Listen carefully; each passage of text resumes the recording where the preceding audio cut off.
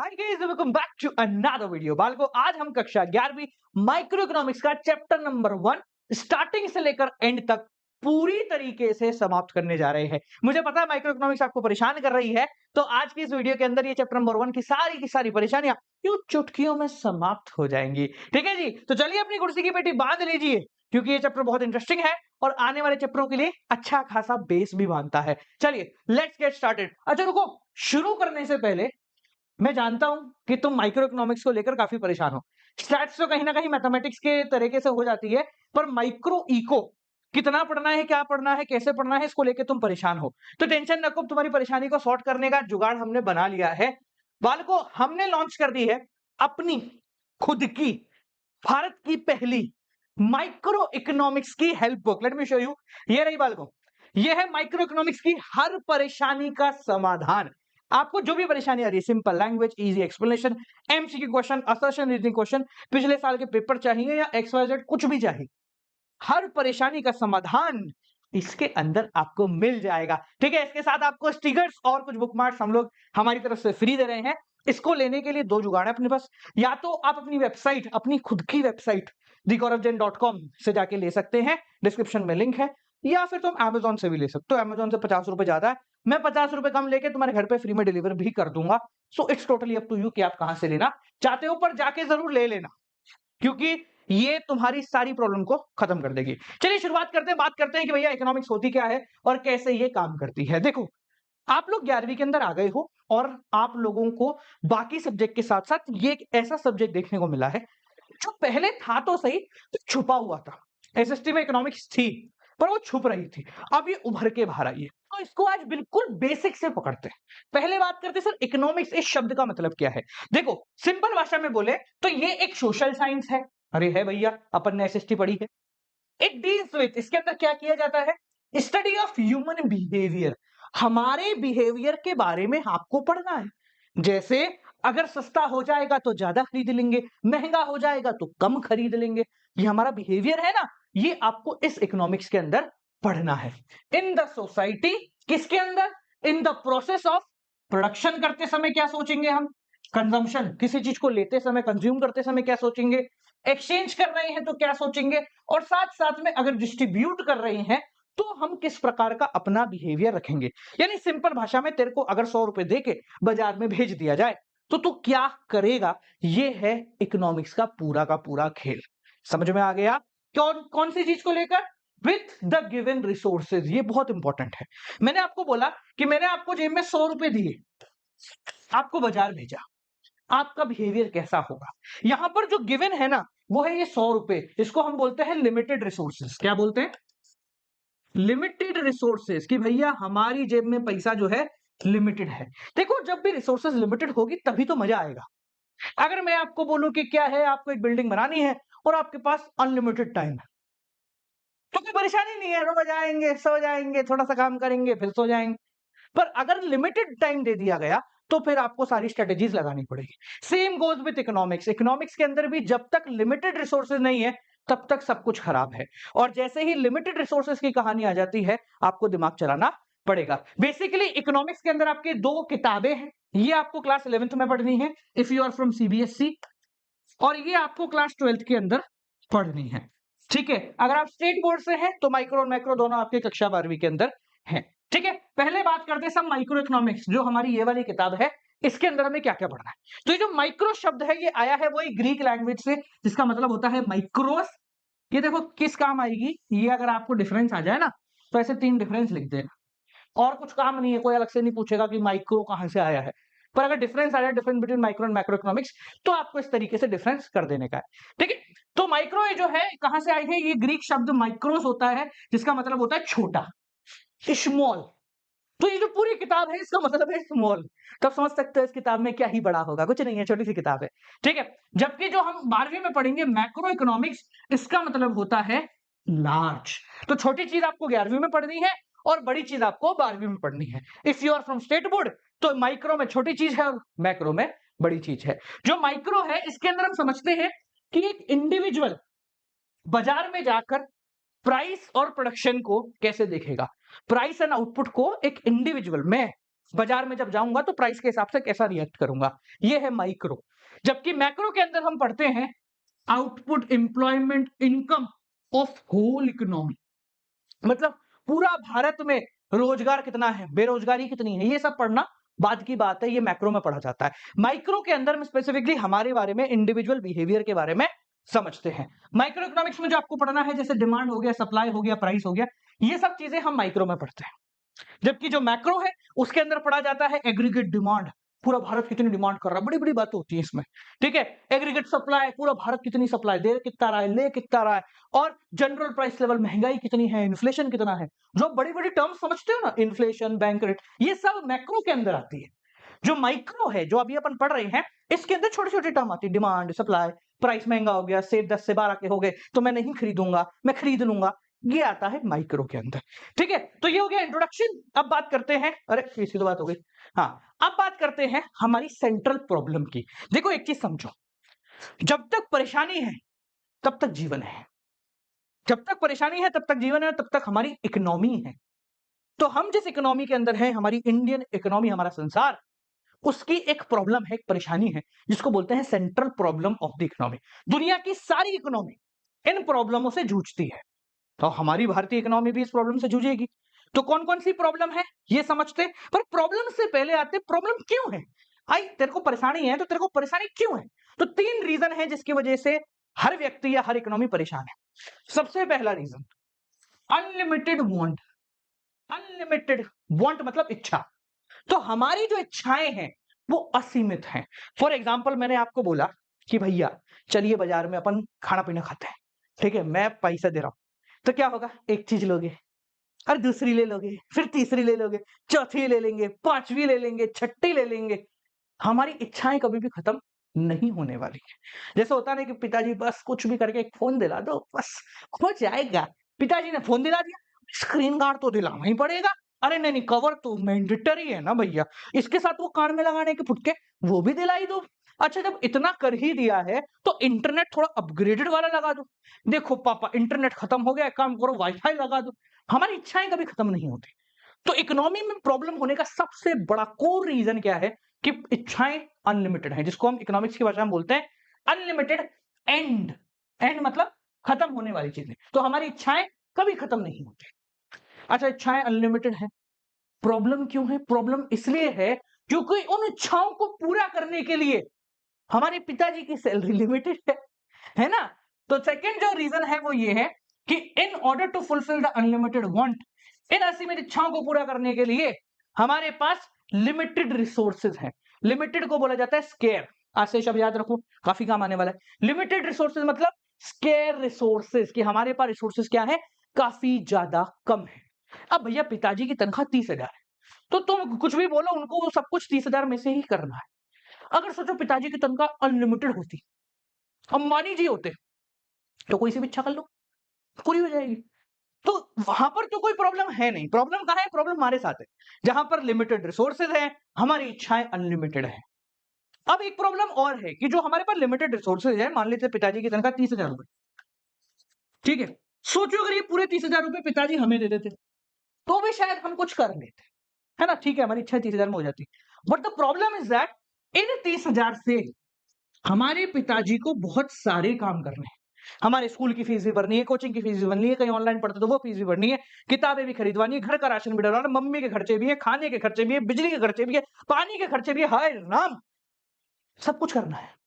तो the third reason is alternative use, यानी कि इस लिमिटेड रिसोर्स के बहुत सारे यूज हैं।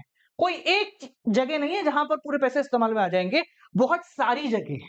तो यहां पर हमारे पिताजी का दिमाग काम में आता है, वो फिर अपने अंदाजे से लगाते हैं, यार इसमें इतना लगाते हैं, इसमें इतना लगाते हैं, इसमें इतना लगाते हैं, भाई तेरे लिए 5 रुपए बचे, चॉकलेट लाऊं।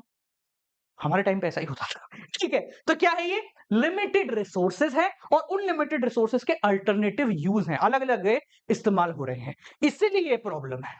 3 रीजन बताया मैंने, क्या क्या, पहला हमारी इच्छाएं अनलिमिटेड हैं और इच्छाओं को पूरा करने के लिए लिमिटेड रिसोर्सेज हैं, और तीसरी प्रॉब्लम, ये जो लिमिटेड रिसोर्सेज है ना, ये भी कई जगह लग सकते हैं, तो इसलिए प्रॉब्लम बहुत ज्यादा है। तो ठीक है, ये 3 रीजन हो गए। अब प्रॉब्लम पकड़ते हैं कि हमारी इकोनॉमी की, पूरे भारत की क्या बेसिक प्रॉब्लम है। तो 3 प्रॉब्लम्स हमारे सामने आती है। What to produce, how to produce and for whom to produce. क्या बनाएं, what to produce, how to produce, कैसे बनाएं, फॉर व्हॉम टू प्रोड्यूस, किसके लिए बनाएं, या सिंपल भाषा में बोले तो किसको दे। एक एक करके तीनों प्रॉब्लम समझते हैं। वापस सुन लेना एक इंपॉर्टेंट बात, हमारी इकोनॉमी में प्रॉब्लम होने की सबसे बड़ी वजह क्या है?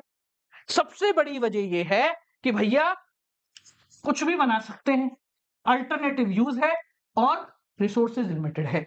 जेब में पैसे उतने ही है और इन पैसों से बहुत सारे काम किए जा सकते हैं। ठीक है, सबसे पहले बात आती है व्हाट टू प्रोड्यूस, क्या बनाया जाए। तो देखो, दो प्रकार के गुड्स होते हैं। एक होता है कंज्यूमर गुड्स, जो कंज्यूमर को चाहिए।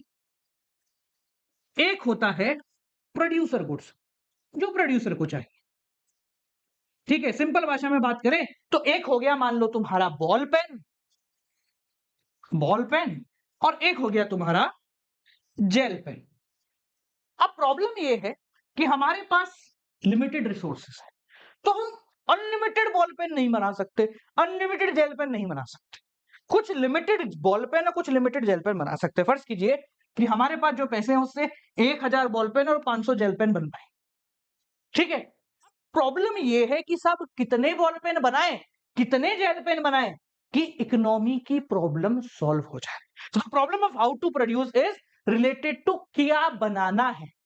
Basically there are two type of goods, consumer और प्रोड्यूसर।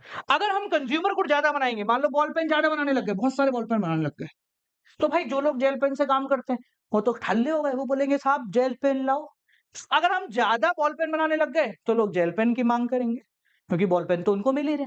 और अगर ज्यादा जेल पेन बनाने लग गए तो लोग बॉल पेन की मांग करेंगे, क्योंकि बॉल पेन बन ही नहीं रहे। अनलिमिटेड अपन बना नहीं सकते। सो अगर हम ज्यादा कंज्यूमर गुड बनाने लग जाएंगे तो इसकी डिमांड बढ़ जाएगी। कैसे बढ़ जाएगी सर? ऐसे बढ़ जाएगी, देखो अगर कंज्यूमर गुड बने, और कंज्यूमर गुड मतलब वही छोटे मोटे जो अपन लेते, टी शर्ट हो गया, पेन पेंसिल हो गया, ये सब कंज्यूमर हो गए जो हम एज अ कंज्यूमर लेते हैं। तो अगर कंज्यूमर गुड बहुत ज्यादा बन गए तो प्रोड्यूसर बोलेगा साहब तुम इन्हीं को खिला दो, हम सामान नहीं बनाए, नहीं हम अपना धंधा नहीं करेंगे। तो प्रोड्यूसर वाले चिल्लाने लग जाएंगे। अगर हम प्रोड्यूसर वाले ज्यादा बना देंगे तो कंज्यूमर चिल्लाने लग जाएगा। तो हमें क्या करना पड़ेगा, दोनों को कुछ भी करके बैलेंस करना पड़ेगा, और इसलिए प्रॉब्लम है। प्रॉब्लम तभी होती है जब अल्टरनेटिव होते हैं, एक से ज्यादा ऑप्शन है, किस पे कितना लगाए। एक ही ऑप्शन हो तो कभी प्रॉब्लम ही नहीं होती। ठीक है, समझ गए पहली प्रॉब्लम, व्हाट टू प्रोड्यूस, क्या बनाना है। दो ऑप्शन अवेलेबल है, कंज्यूमर और प्रोड्यूसर। नेक्स्ट, चलो मान लो डिसाइड कर लिया, भाई इतने कंज्यूमर बनाने, इतने प्रोड्यूसर बनाने, इतने बॉल पेन बनाने, इतने जेल पेन बनाने। अगला, बनाए कैसे? तो भैया बनाए कैसे? अगर तरीका एक ही होता बनाने का तो फिर प्रॉब्लम नहीं होती। प्रॉब्लम इसलिए है क्योंकि यहां पर दो अलग अलग तरीके हैं जिनके थ्रू हम प्रोडक्शन कर सकते हैं। एक तरीका होता है LIT, एक तरीका होता है CIT। LIT का मतलब लेबर इंटेंसिव टेक्निक, CIT का मतलब कैपिटल इंटेंसिव टेक्निक। दोनों का मतलब समझो बहुत आसान है। लेबर इंटेंसिव टेक्निक, मजदूरों को काम पे लगाइए और काम करिए। कैपिटल इंटेंसिव टेक्निक, मशीनों के थ्रू काम करिए। अब दोनों का अपना अपना फायदा है, अपना अपना नुकसान है। देखो, अगर हम लेबर इंटेंसिव टेक्निक का इस्तेमाल करते हैं, जैसे मान लो हमने कहा कि नहीं भाई मशीनों से ना बेरोजगारी होती है, तो हम मजदूरों को काम पे लगाएं। तो एक तो मजदूर बहुत सारे लगेंगे, एम्प्लॉयमेंट तो बढ़ जाएगा, पर मजदूर तो धीरे काम करेगा, है ना। मजदूर को छुट्टी भी चाहिए, मजदूर का खर्चा भी आता है, तो प्रोडक्शन क्या हो जाएगा, डाउन हो जाएगा। अगर हम ज्यादा लेबर को लेके काम करने लग गए, तो ज्यादा कैपिटल को लेके काम करने लगे, नहीं साहब मजदूरों को हटा दो, सिर्फ मशीनों के थ्रू काम हो।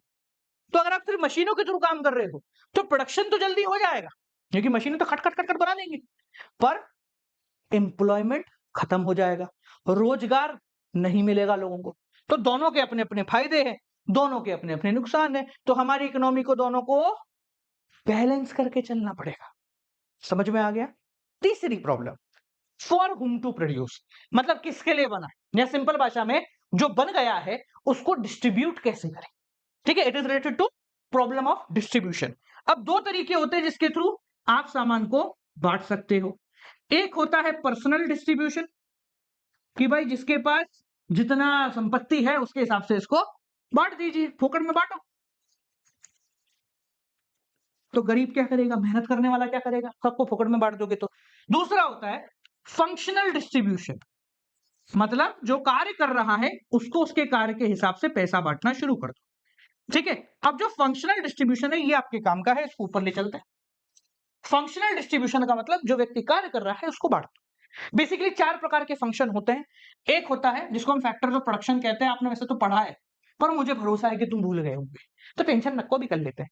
Land, labour, capital and organiser, businessman या फिर एंटरप्रेन्योर, कुछ भी आप इसको नाम दे सकते हैं।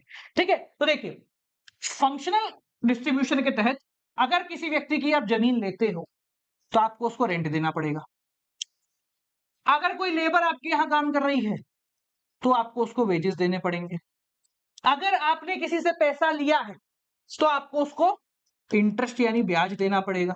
और अगर आप बिजनेसमैन हो तो आपको प्रॉफिट देना पड़ेगा या प्रॉफिट लेना पड़ेगा। ठीक है, तो फंक्शनल डिस्ट्रीब्यूशन कहता है कि भैया जिसके पास जितना पैसा है उसके हिसाब से फ्री फंड में नहीं बांटना है सामान को। जो मेहनत कर रहा है उसको मेहनत के बदले पैसा दो, जिसके बदले वो सामान ले ले। तो यहां पर भी वही बात है, अगर सबको मेहनत के हिसाब से सामान देने लग गए तो जो आदमी मेहनत नहीं कर रहा वो तो भूखा मरेगा, या फिर हम कहें जो नहीं कर सकता वो भूखा मरेगा। और अगर सबको फ्री में दे दिया तो सवाल सी हो जाएंगे। तो हमें क्या करना पड़ेगा? इन दोनों का बैलेंस बना के कार्य करना पड़ेगा। तो सवाल आता है कि सर ये जो आप तीनों प्रॉब्लम और तीनों इसके रीजन दिए, इन सब में एक बात कॉमन थी कि इन ऑर्डर टू सस्टेन, अगर हमें सब कुछ सही चलाना है तो हमें दोनों गुड्स का बैलेंस करके चलना पड़ेगा। सर ये बैलेंस करते कैसे? तो जनाब इस बैलेंस को करने के लिए बनाया जाता है प्रोडक्शन पॉसिबिलिटी कर्व। क्या बनाया जाता है? Production possibility curve. जैसे अपन ने बॉल पेन और जेल पेन का एग्जांपल लिया कि दो सामान हमें बनाने, तो कौन सा सामान कितना बनेगा ये डिफाइन किया जाता है through production possibility curve. It is a curve which represents alternative combination, अलग अलग combination of production of two goods. दो गुड्स का आप प्रोडक्शन कर रहे हैं और उनके प्रोडक्शन के कितने ऑप्शन हमारे पास अवेलेबल हैं, ये बताता है production possibility curve, keeping in mind given resources and technology. अब आप बोलोगे सर देखो क्या है, सीधी बात बताता हूं, आपका बोला हुआ अच्छा तो लगा पर समझ में कुछ नहीं आया। बात सही है, बिल्कुल सही बात है। तो चलो पहले इसका डायग्राम देखते हैं फिर समझेंगे इसको। देखो बात सिंपल सी है कि पीपीसी बस ये है, बस ये जो एक डायग्राम मैंने बनाया ना, इस बस इतना सा डायग्राम है, ये हमेशा ऐसे ही बनता है पीपीसी। अब ये क्या बताता है पहले इसको समझना। मान लो अगर आप मैथमेटिक्स वाले हो, वैसे तो हो भी नहीं, ये y हो गया, ये x हो गया, अपन ने 10th में भी पढ़ के आया अपन, है ना, a b। ठीक है, चलो किससे पढ़ा तुम? शोभित जी से। चलो तो इतना तो आता है ना, आ जाओ। तो भाई मान लो कि ये तुम्हारा एक ग्राफ है, इसमें y एक्सिस ये रहा, x एक्सिस ये रहा और ये a b production possibility curve है। अब समझ में क्या बता रहा है? मैं बोलता हूं कि प्रोडक्शन पॉसिबिलिटी कर्व पे एक पॉइंट है जिसको नाम दे दिया मैंने c। अब समझो क्या हो रहा है। c ये बता रहा है, ये हो गया गुड y और ये हो गया गुड x। ठीक है, समझने के लिए आप समझो तो इसको ले लो बॉल पेन, ठीक है, और इसको ले लेते हैं अपन gel pen. Let us assume यहां की अपन बात कर रहे हैं, तो इस पर्टिकुलर पॉइंट सी पे क्या हो रहा है? देखो हम इतना प्रोडक्शन कर रहे हैं बॉल पेन का और इतना प्रोडक्शन कर रहे हैं जेल पेन। ठीक है, फर्ज कीजिए कि अगर अपन इसको लिखें तो मान लेते हैं कि 10 और ये ले लेते हैं 4। ठीक है, कि 10 यूनिट बना रहे हैं हम बॉल पेन के एग्जाम्पल के रूप में और 4 यूनिट बना रहे हैं जेल पेन के। हमने ये एक पॉइंट सी इसके हिसाब से बताया। अब समझना, मान लो कि हमने एक और पॉइंट यहां पर लिया डी, इसके हिसाब से लाइनें खींची। ठीक है, इसको दे देते हैं ओ वाई और इसको लिख देते हैं ओ एक्स। डराने की जरूरत नहीं है, बस समझाने के लिए कर रहा हूं। ठीक है, इसको ओ एक्स 1 और इसको ले लिया ओ वाई। ठीक है, इस पर्टिकुलर पॉइंट पे अब देखो इतना हो रहा है y, मान लेते हैं 6, और इतना हो रहा है x, मान लेते हैं 9। ठीक है, अब देखिए ये क्या है, ये जो एक लाइन है ये बता रही है हमें कि सर हम या तो इस चीज का प्रोडक्शन करें, भाई 4 बना ले जेल पेन और 10 बना ले बॉल पेन, या फिर 9 बना ले बॉल जेल पेन और 6 बना ले बॉल पेन। तो ये क्या है? ये है अल्टरनेटिव कॉम्बिनेशन, यानी कि या तो इस कॉम्बिनेशन का प्रोडक्शन कर लो या फिर इस कॉम्बिनेशन का प्रोडक्शन कर लो। किसका? दो गुड्स का, गुड्स एक्स और गुड वाई, यानी कि बॉल पेन और जेल पेन, यानी कि या तो मैं इस कॉम्बिनेशन में जेल पेन बॉल पेन बनाऊंगा या फिर मैं इस कॉम्बिनेशन में जेल पेन बॉल पेन बनाऊंगा। आप बोलोगे सर ये कॉम्बिनेशन कैसे आया? ये कॉम्बिनेशन को डिफाइन किया गया है इस लाइन की वजह से। ये लाइन बता रही है हमारे लिमिटेड रिसोर्सेज। अपन ने बात करी कि सर हमारे पास अनलिमिटेड प्रोडक्शन कैपेसिटी नहीं है, तो अपने पास तो लिमिटेड 100 रुपया ही है, इसमें जो जो बनेगा अपन बढ़ा लेंगे, ठीक है। तो भैया या तो मैं 100 रुपए में 4 जेल पेन और 10 बॉल पेन बना सकता हूं, या फिर मैं 100 रुपए में 9 जेल पेन और 6 बॉल पेन बना सकता हूं, इससे ऊपर नहीं कर सकता। समझ के पीपीसी कर वापस समझना, एक एक शब्द का मतलब समझ में आएगा। It is an alternative combination, ये बनाऊं या एक कोई और पॉइंट ले लो, ये बनाऊं किसका?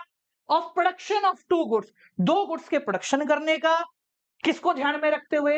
With the given resources and technology, कि भाई मेरी जेब में रिसोर्स है पैसा और टेक्नोलॉजी जितनी है उतनी की उतनी रहेगी। तो ये अलग अलग कॉम्बिनेशन है जो हम इस कर्व पे बताते हैं। याद रखें ये जो लाइन ऑफ पीपीसी है ना, ये एक ही लाइन बनेगी वैसे, ये बताती है रिसोर्सेज कि मेरी जेब में पैसा कितना है। तो अगर कोई भी पॉइंट, अगर यहां बना रहा हूं, कोई भी पॉइंट इस पीपीसी की लाइन पे है, ए मान लो, बी मान लो, सी मान लो, कोई डी मान लो, कोई कुछ भी मान लो, ठीक है। ये सारे बता रहे हैं कंप्लीट यूटिलाइजेशन ऑफ रिसोर्सेज, कि भैया मेरे पूरे 100 रुपए खर्च कर दिए हैं, हर जगह पूरे 100 रुपए खर्च कर दिए गए हैं, ठीक है। बस दोनों में फर्क क्या है? इन सारे पॉइंटों में फर्क क्या है कि सर कहीं पे बॉल पेन ज्यादा थे, कहीं पे जेल पेन ज्यादा थे, पर हमारे पूरे 100 रुपए खर्च हो गए। समझ में आ गया? So what is PPC? PPC एक ऐसा ग्राफ है जो ये बताता है कि भाई दो सामान है तेरे पास बनाने के लिए, तो कैसे कैसे बना सकता है, कौन सा ज्यादा बनेगा, कौन सा कम बनेगा, अलग अलग ऑप्शन क्या क्या कर सकते हैं। वो कहते हैं ना, देखो यार ये ऑप्शन है, या तो 2 पाव भाजी लेते हैं, एक मोमोज की प्लेट लेते हैं, या फिर एक काम करते हैं 3 मोमोज की प्लेट लेते हैं, एक पाव भाजी लेते हैं, या फिर एक काम करते हैं 4 मोमोज की प्लेट लेते हैं, पाव भाजी की छुट्टी कर। तो ये क्या कर रहे हो? ये आप अलग अलग ऑप्शन बता रहे हो, आपकी जेब में जो पैसा है और इनका जो बनाने में लगेगा उसके हिसाब से। समझ में आ गया? अब देखिए इकोनॉमिक्स के डायग्रामों की कुछ खासियत है। क्या खासियत है? 2 खासियत के बारे में बात करते हैं। पहला, इकोनॉमिक्स का हर एक डायग्राम हमेशा लेफ्ट टू राइट चलता है। कैसा चलता है? Left to right. यानी कि जब भी आप किसी डायग्राम को रीड करोगे तो आप बोलोगे साहब यूं आ रहा है।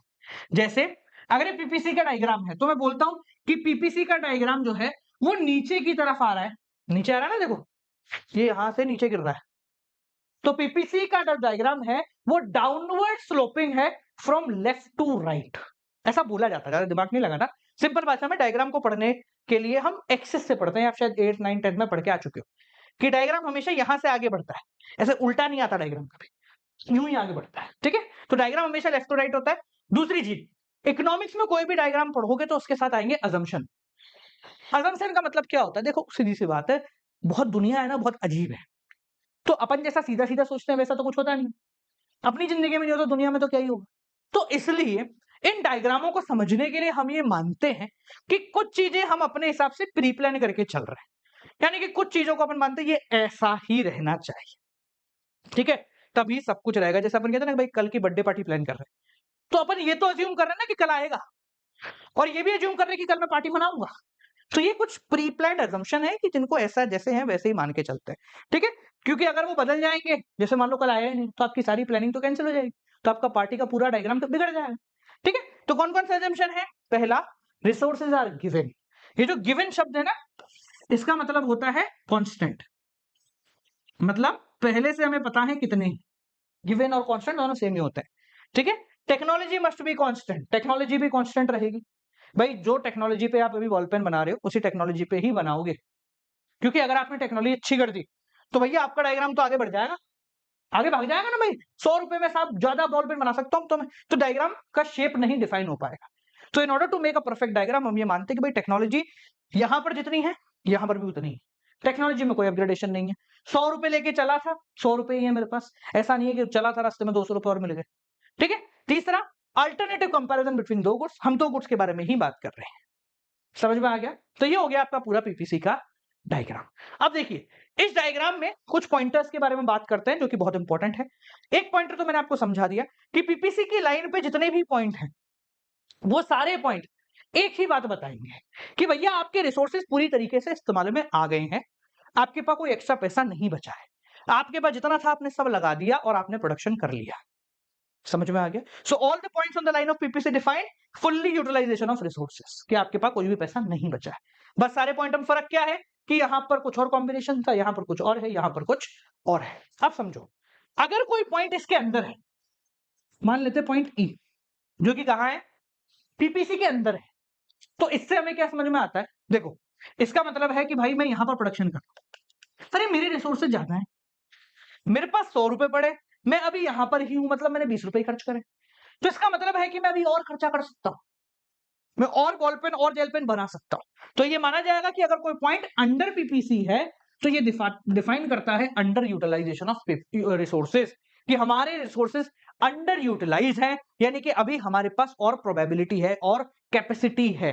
वो कहते हैं ना कि ये पढ़ तो सकता है पर ये पढ़ता नहीं है, आपने अपनी कैपेसिटी को अंडर यूटिलाइज कर रखा है, ठीक है, यानी कि अब आप उससे और बेहतर कर सकते हो, ठीक है। एक होता है कि साहब ये पीपीसी है, हम यहां बैठे एफ, जेब में 100 रुपए पड़े और हम सोच रहे हैं यार एक बीएमडब्ल्यू खरीद ली जाए, कैसा रहेगा, बड़ी वाली, छोटी वाली नहीं, बड़ी वाली, कैसा रहेगा। तो ये सब ख्वाब है, इसको कहते हैं नॉन फिजिएबल रीजन, यानी कि ये अभी आपकी जेब में जो रिसोर्स पड़े हैं उससे वो चीज अभी पॉसिबल नहीं है। सो अगर कोई पॉइंट पीपीसी के बाहर है तो वो समझा जाएगा कि वो non attainable, non feasible reason है, ये हमारी क्षमता के और हमारी जेब में अवेलेबल रिसोर्सेज के बाहर है। जैसे मैंने बोला कि भाई बॉल पेन और जेल पेन बनाना 100 रुपए अपने पास, एक बॉल पेन बनाने में 2-3 रुपए लगते हैं और जेल पेन बनाने में 5 रुपए लगते हैं।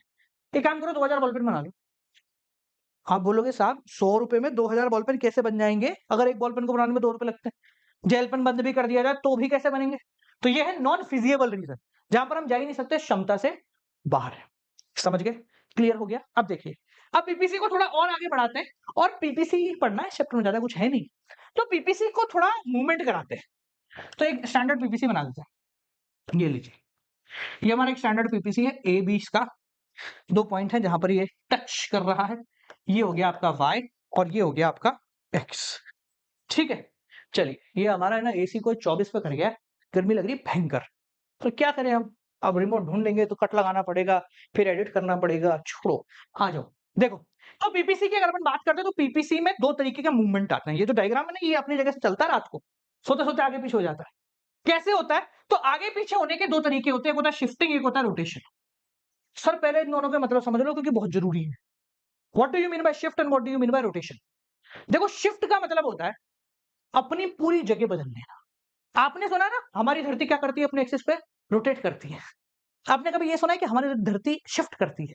शिफ्ट नहीं करती, रोटेट करती है। रोटेट का मतलब होता है कि एक पॉइंट, जैसे मान लो ये पूरी जगह है, एक पॉइंट कॉमन है और दूसरा पॉइंट मूव हो गया, या तो इधर हो गया या इधर हो गया या किधर भी हो गया, पर एक पॉइंट हमेशा कांस्टेंट रहेगा, इसको बोलते हैं रोटेशन। जैसे घड़ी क्या करती है, रोटेट करती है। घड़ी शिफ्ट क्यों नहीं करती, अब घड़ी के कांटे देखो, शिफ्ट नहीं बोलेंगे हम उसको, बोलेंगे घड़ी रोटेट हो रही है, ठीक है। कैसे, क्योंकि घड़ी का एक कांटा सेंटर से अटैच है और बाकी ये यूं मूव कर रहा है, ये कांटा के जो एक हिस्सा है ये हमेशा अपनी जगह पर रहेगा। शिफ्टिंग का मतलब होता है ये से ये हो, जैसे हम कहते हैं ना हम घर शिफ्ट कर रहे हैं, तो इसका मतलब क्या है, एक घर को पूरी तरीके से छोड़ रहे हैं और दूसरी जगह सामान लेके जा रहे हैं, पूरी तरीके से इधर से उधर चले गए।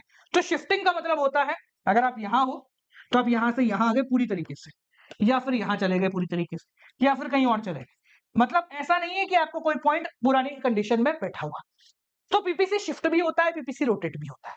पहले पकड़ते शिफ्ट कब होता है, तो शिफ्ट पीपीसी तब होता है जब जो हमारे दोनों रिसोर्स है, मान लो ये गुड वाई है और ये मान लेते कौन सा है, गुड एक्स, ये दोनों पूरी तरीके से कम हो गए या बढ़ गए।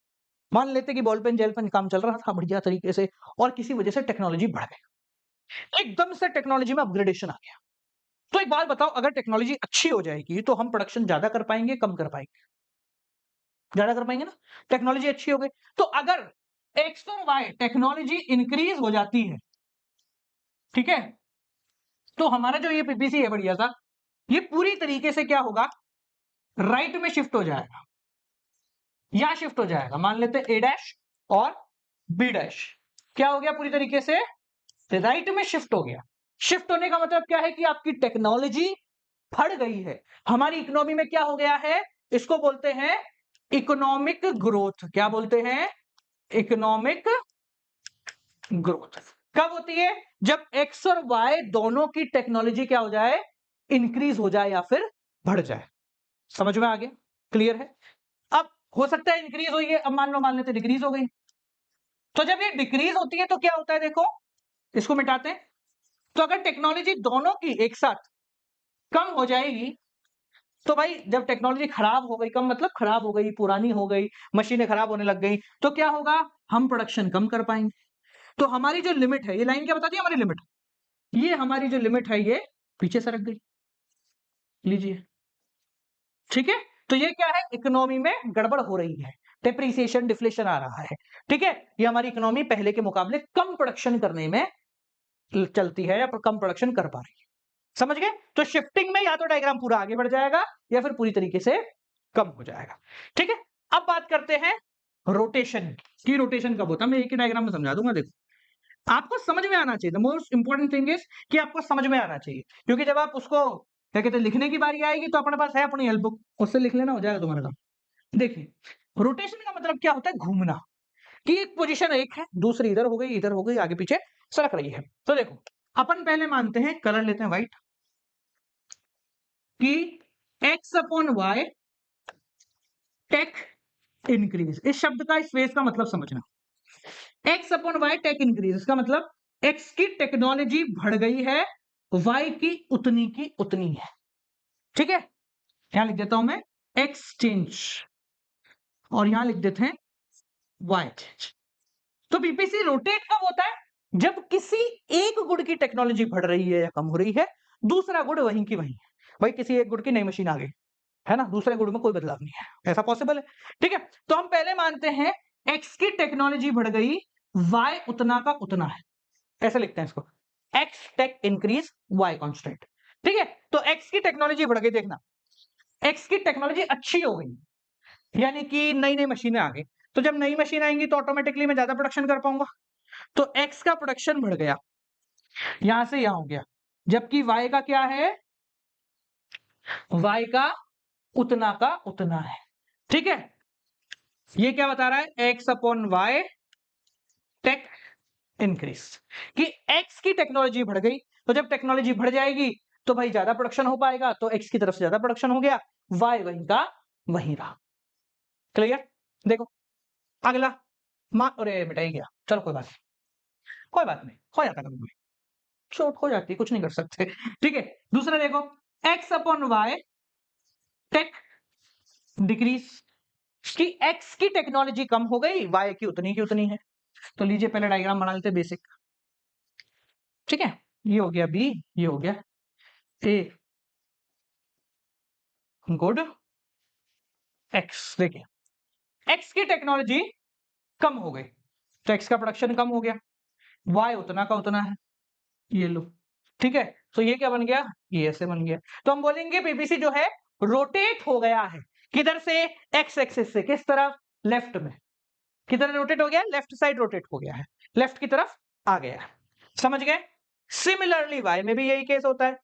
देखो, अगर वाई की टेक्नोलॉजी बढ़ रही है या कम हो रही है देखेंगे, तो Y upon X tech increase, Y की टेक्नोलॉजी बढ़ गई तो लो वाई बढ़ा दिया, एक्स उतना का उतना है। रुको, छट जा भाई, अरे ये क्या है? हाँ, एक्स उतना का उतना है, वाई जो है वो बढ़ गया है, लो। ठीक है, तो X upon Y tech decrease. अब बताओ, जब sorry Y upon X tech decrease, जब वाई की टेक्नोलॉजी कम होगी तो डायग्राम कैसा बनेगा? जल्दी बताओ भैया, जब वाई की टेक्नोलॉजी कम होगी तो डायग्राम कैसा बनेगा रे भाई? अरे बताना। चलो बढ़िया, कैसा बनेगा? सर लेफ्ट में हो जाएगा, यहां आ जाएगा, वाई एक्सिस से एक्स एक्सिस वहीं का वहीं रहेगा। लीजिए, समझ में आ गया क्या? कितना आसान है। It's all so easy if you understand it. देखो, मैं हमेशा कहता हूं, हम भूलते वो हैं जो याद करते हैं, हम भूलते वो हैं जो याद करते हैं, जो समझा जाता है कभी नहीं भूला जाता। और इकोनॉमिक्स को सिर्फ समझना चाहिए, याद करने से कुछ नहीं, तो भूल जाओगे तुम लोग। ठीक है, तो हम तो इकोनॉमिक्स को समझते हैं, अंदर फील लेते हैं। अब आप बताओ कि साहब मान लो कि भारत में है ना, क्या कहते हैं, मेक इन इंडिया प्रोग्राम लगा है, सब कुछ भारत में बनाओ, भारत में नई टेक्नोलॉजी आ रही है, इससे पीपीसी पे क्या फर्क पड़ेगा? सर बहुत आसान है। अरे जब नई टेक्नोलॉजी आएगी तो हमारा जो पीपीसी है, मान लेते ये है, ठीक है, टेक्नोलॉजी बढ़ गई, पीपीसी बढ़ गया, सर आगे बढ़ गया, इकोनॉमिक ग्रोथ हो जाएगी सर। तो all you need to do is to understand कि ये कैसे इफेक्ट डालता है, ठीक है। अब देखिए, अब पीपीसी से रिलेटेड कुछ एक दो टीम तामड़े हैं, उनको अपन समझ लेते हैं कौन कौन से टीम तामड़े हैं, ठीक है। सबसे पहले बात करते हैं अपॉर्चुनिटी कॉस्ट। क्या बात करते हैं? Opportunity cost. देखो इसको मैं अपनी भाषा में समझाता हूं। मान लो कि आप बाजार में गए और आपको दो चीजें खानी है, कौन कौन सी? एक लेते हैं पाव भाजी और एक लेते हैं मोमोज, ठीक है। ये दो चीजें आपको खानी है, आपके जेब में मान लो 100 रुपए। कितने रुपए? 100 रुपए, समझना मत को। और पाव भाजी कितने की है? 50 रुपए की। और मोमोज जो है वो कितने के हैं? वो है तुम्हारे, कितने के लोगे? 20 रुपए के लेते हैं। हाँ मुझे पता है 20 में नहीं आते, पर एग्जाम्पल के लिए ठीक है 20 रुपए लेते हैं, ठीक है। तो हमारे पास एक ऑप्शन है कि हम 2 प्लेट पाव भाजी खाएं और मोमोज की 0 प्लेट खाएं, ठीक है। और यह एक ऑप्शन है कि 1 प्लेट पाव भाजी खाएं और 2 फुल और 1 हाफ, 2.5 प्लेट मोमोज खाएं। ये दो ऑप्शन हमारे पास है, ध्यान से समझना मेरी बात। मान लेते हैं कि हमारी भी पाव भाजी खाने की इच्छा है, तो हमने क्या करा? इसको चूज करा। मुंह में पानी मत लाओ रे, मेरे भी आ रहा है। हाँ, हमने इसको चूज करा। तो क्या हम ये कह सकते हैं कि 2 प्लेट पाव भाजी खाने के लिए हमने 1 प्लेट पाव भाजी और 2.5 प्लेट मोमोज वाले ऑप्शन को छोड़ दिया? कह सकते हैं कि ये खाने के लिए हमने इसको छोड़ दिया। या मैं ये भी कह सकता हूं कि 1 प्लेट और पाव भाजी खाने के लालच ने मुझे 2.5 प्लेट मोमोज खाने की इच्छा को मार दिया। कह सकता हूं कि भाई 1 प्लेट एक्स्ट्रा पाव भाजी खाने की इच्छा ने 2.5 प्लेट मोमोज खाने की इच्छा को मार दिया। इसको बोलते हैं अपॉर्चुनिटी कॉस्ट। यानी कि जो ऑप्शन मैंने सिलेक्ट किया है, इसको सिलेक्ट करने की वजह से मैं क्या गवा रहा हूं? मैं क्या गवा रहा हूं? ये कहलाता है opportunity cost. The next best alternative that is foregone, यानी कि वो अगला सबसे बेहतरीन अल्टरनेटिव, ये ऑप्शन जो कि मैंने फॉरगॉन कर दिया, मतलब छोड़ दिया। क्यों छोड़ दिया? क्योंकि मुझे ये वाला पसंद। 2 पाव भाजी खाने के लालच में 1 पाव भाजी और 2.5 प्लेट मोमोज को छोड़ दिया है मैंने। इसको बोलते हैं अपॉर्चुनिटी कॉस्ट, इसको अल्टरनेटिव कॉस्ट भी बोलते हैं। आप समझेंगे पीपीसी में सर ये कैसे लगती है। देखो, फर्ज कीजिए कि हमारा पीपीसी है बी ए गुड वाई और ये हो गया तुम्हारा गुड एक्स, ठीक है। हम मानते हैं कि एक ऑप्शन हमारे पास ये था, ठीक है। बॉल पेन और जेल पेन लेते, बॉल पेन वही एग्जांपल लेते और जेल पेन, ठीक है। यहां पर मैं बॉल पेन बना रहा था और कहां गया, यहां पर बॉल पेन बन रहे थे मान लो 8 और जेल पेन बन रहे थे मान लो 6, ठीक है। दूसरा ऑप्शन था हमारे पास ये, जिसमें ये ज्यादा हो गया ना, तो 12 हो गए तुम्हारे, नहीं 12 क्या, 5 हो गए तुम्हारे, एग्जाम्पल ले रहा हूं बस, है ना। ये 5 हो गए तुम्हारे बॉल पेन और जेल पेन हो गए तुम्हारे 10 मान लीजिए, ठीक है। ये मत सोचना कि सर ये 6 और 8 14 हो गए और 10 और 5 15 हो गए। भाई बनाने का खर्चा तो अलग अलग होगा ना। बॉल पेन बनाने का खर्चा अलग है, जेल पेन बनाने का खर्चा अलग होता है। थोड़ा सस्ते बन जाते हैं बॉल पेन, है ना, तो खर्चे अलग अलग होते हैं। तो वो अपन थोड़े समय में नेक्स्ट टॉपिक में वही देख रहे हैं, ठीक है। तो अभी इसको ऐसे समझो कि भाई हमारे पास ये दो ऑप्शन है कि या तो ये प्रोडक्शन करे या ये प्रोडक्शन करे। मुझे समझ में आया कि भैया अभी रिसेंट टाइम के हिसाब से लोग बॉल पेन को ज्यादा प्रेफर कर रहे हैं। लोग क्या कर रहे हैं? बॉल पेन को ज्यादा प्रेफर कर रहे हैं। तो मैंने कहा जब लोग बॉल पेन को ज्यादा प्रेफर कर रहे हैं तो मैं ये ले लेता हूं और प्रोडक्शन इसका शुरू कर देता हूं। तो ध्यान से समझना, इसका प्रोडक्शन करने के लिए क्या मैंने इस ऑप्शन को छोड़ा है? क्या मैंने इस ऑप्शन को छोड़ा है? ये कहलाता है अपॉर्चुनिटी कॉस्ट। क्या कहलाता है? Opportunity cost. यानी the next best alternative that is forgone, जो आपने छोड़ दिया है, वो कहलाता है अपॉर्चुनिटी कॉस्ट। फर्ज कीजिए कि आपके सामने दो फोन है, ठीक है, आपको नया फोन लेना है। एक है आईफोन 12 प्रो मैक्स, नहीं आजकल तो पता तो चला 15 प्रो मैक्स 16 प्रो मैक्स जो भी चल रहा है, ठीक है, और एक है सैमसंग का फोल्ड वोल्ड वाले जो आते हैं ना, मैंने कभी यूज नहीं किए, तो फोल्ड वाले, दोनों के मान लो प्राइस बराबर है। तो एक चीज बताओ, आप अगर घर एट द एंड आईफोन लेके गए, तो कहीं ना कहीं बैक ऑफ द माइंड आपके दिमाग में रहेगा, यार सैमसंग ले लेता तो ये फायदा हो जाता। अगर आप सैमसंग लेके जाते हो, यार आईफोन ले लेता तो ये फायदा हो जाता। जब भी हम किसी एक चीज को चूज करते हैं, उसकी वजह से हम किसी और चीज को मना कर देते हैं। जिसको मना किया है वो है अपॉर्चुनिटी कॉस्ट। वो अगला अल्टरनेटिव जो कि हम इसकी जगह ले सकते थे, वो कहलाता है अपॉर्चुनिटी कॉस्ट। अब समझना, यहां पर एक पॉइंट और है जिसको मैं यहां पर क्लियर कर देता हूं। वो क्या है, देखो ध्यान से समझना। ये एरिया क्या है और क्यों है, इसको समझेंगे। समझ के देखो कि इस पॉइंट पे, पॉइंट मान लेते हैं सी है, एट पॉइंट सी मैं बना रहा हूं 6 unit of gel pen and 8 unit of ball pen. At point D यहां पर मैं बना रहा हूं 10 units of gel pen and 5 unit of ball pen. अब मुझे एक चीज बताइए,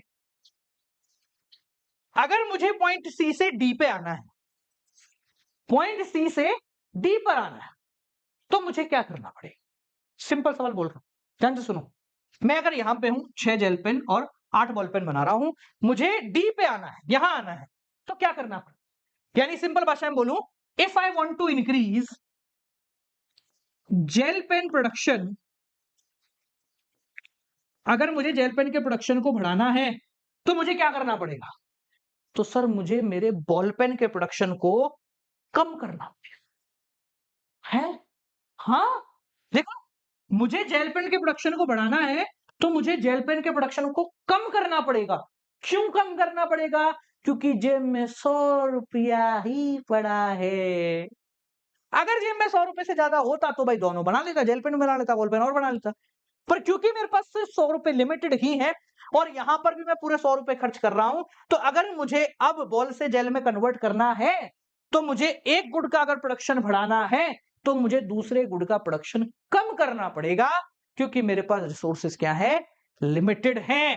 और इसको बोलते हैं MRT या फिर MOC। मतलब बताइए sir. MRT marginal rate of transformation, यानी कि एक को कम करके दूसरे को में कन्वर्ट करना, या फिर MOC मार्जिनल अपॉर्चुनिटी कॉस्ट, यानी कि यहां से यहां आने में कितना लगा। जैसे अगर इसी एग्जांपल को लेके समझाऊं, तो if I want to increase 4 unit of gel pen, तो मुझे डिक्रीज करना पड़ेगा 3 यूनिट ऑफ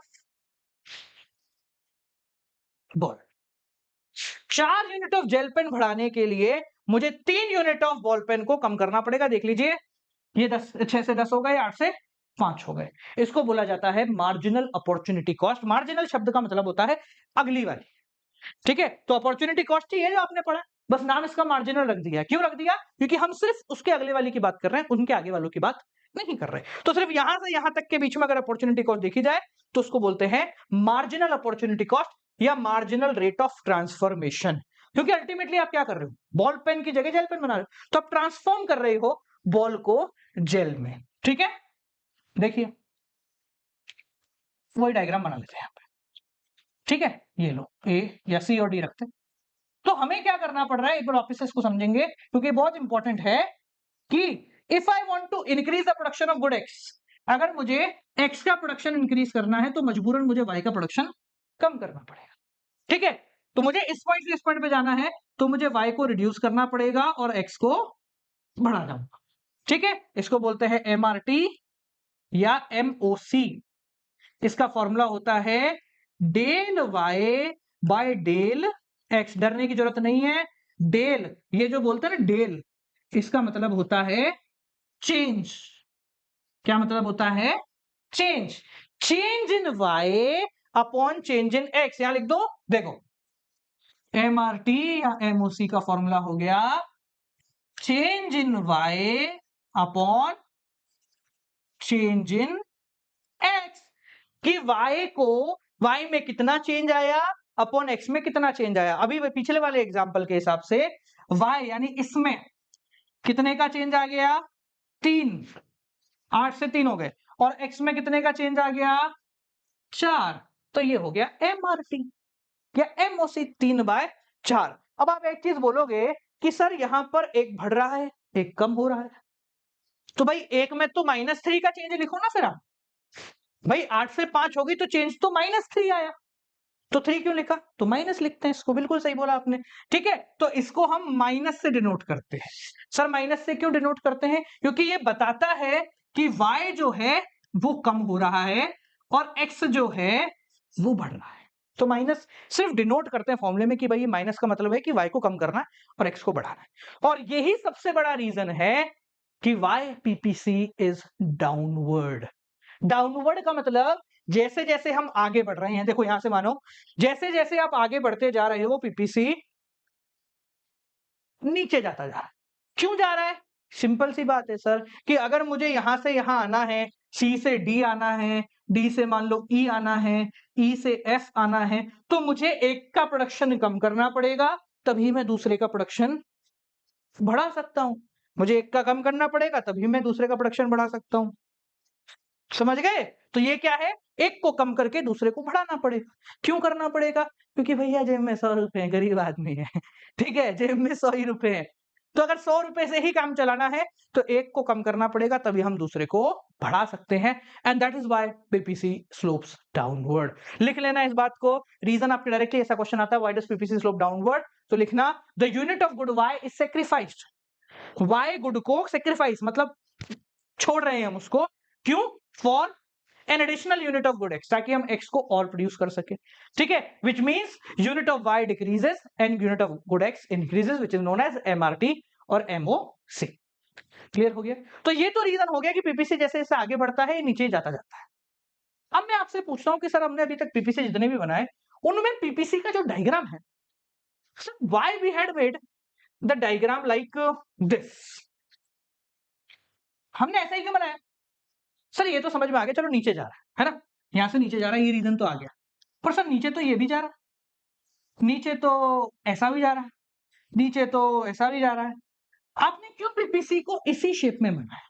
सिंपल भाषा में बोले तो sir Y PPC is concave, ये जो डायग्राम है PPC का ये कॉनकेव ही क्यों है सर, कॉन्वेक्स बना देते, स्ट्रेट बना देते, टेढ़ा मेढ़ा बना देते, ये डायग्राम ऐसा ही क्यों है।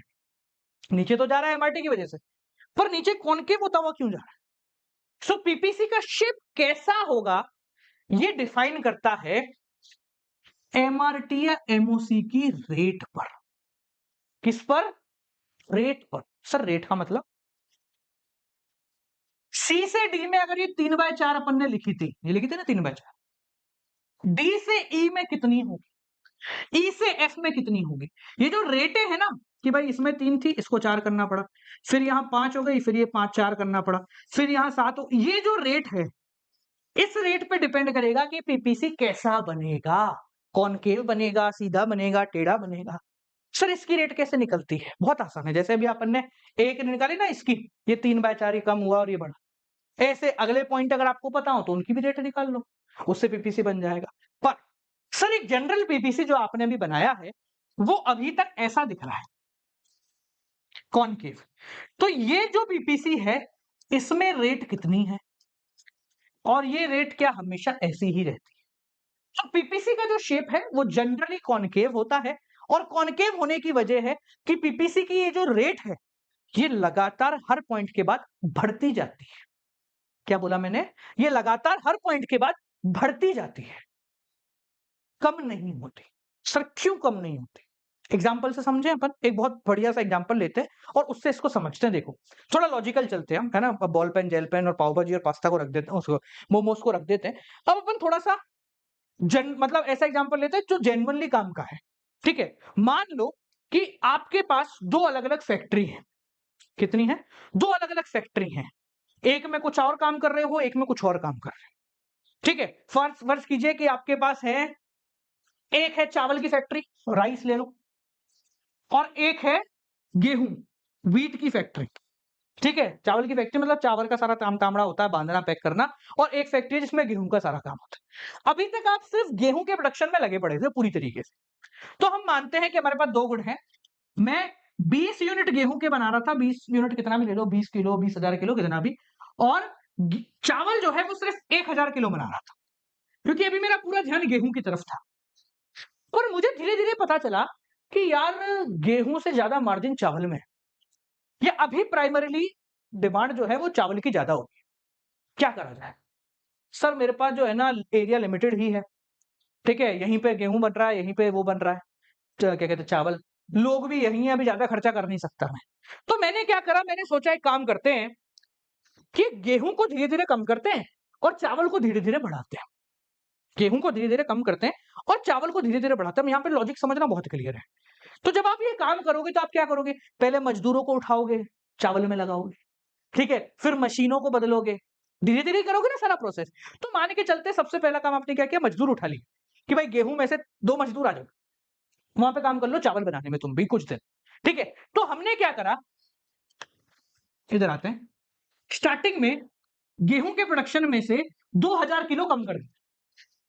यानी कि 2 लोगों को मान लेते हैं अपन ने उठाया और उठा के बोला चावल में लग जाओ।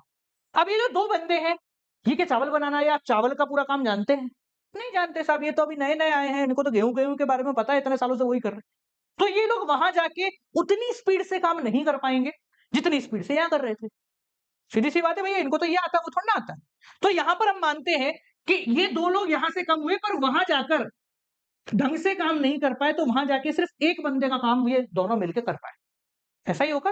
भाई ये लोग नए-नए धीरे-धीरे काम करेंगे तो दोनों मिलके भी एक ही आदमी के बराबर का काम करेंगे, क्योंकि अभी नए हैं।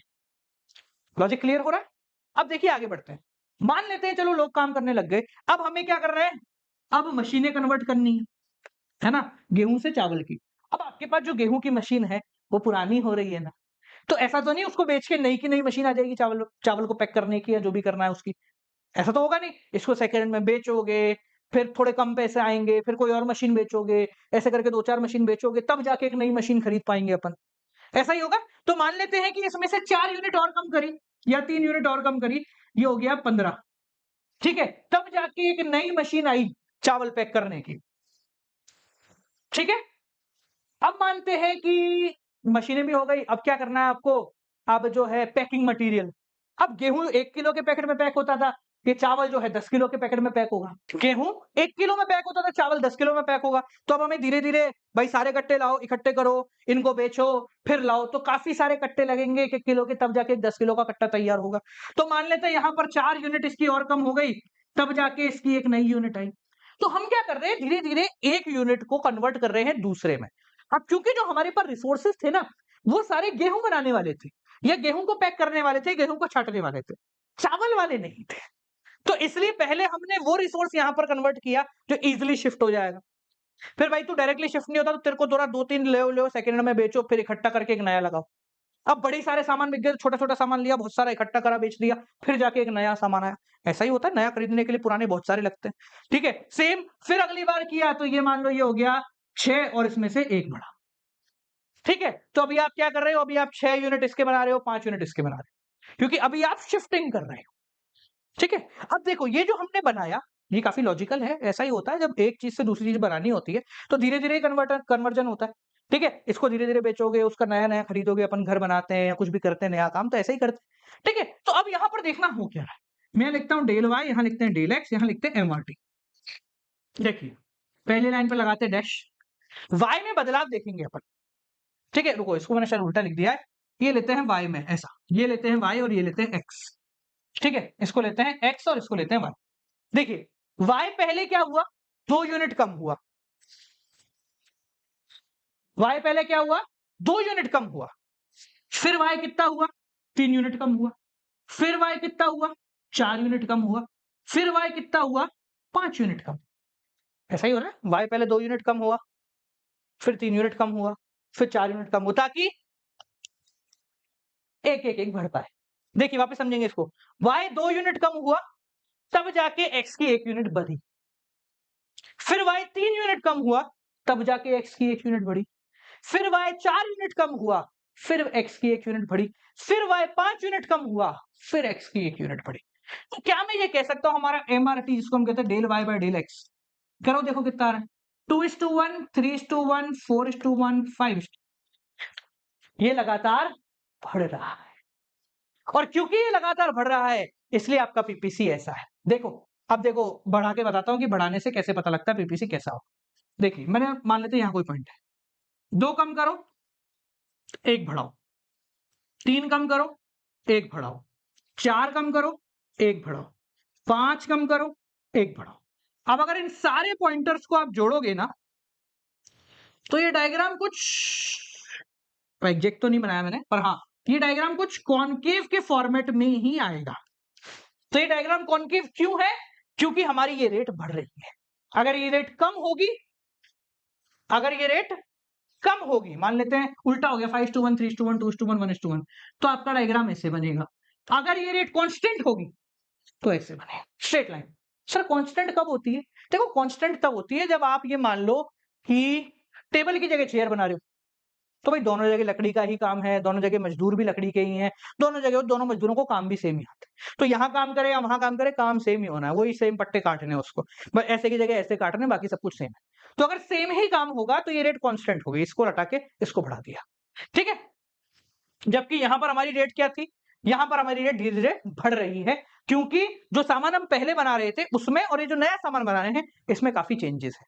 ठीक है, अगर आप गेहूं और चावल से कंफ्यूज हो रहे हो तो ऐसा ले लो कि गेहूं बनाने से लेकर के कुर्सी बनाने पे चले गए। अब क्या करोगे? ठीक है, तो गेहूं बनाने में कम जगह लगेगी, कुर्सी बनाने में ज्यादा जगह, फिर मजदूरों को भी सिखाना पड़ेगा, बहुत सारे तामझाम करने पड़ेंगे।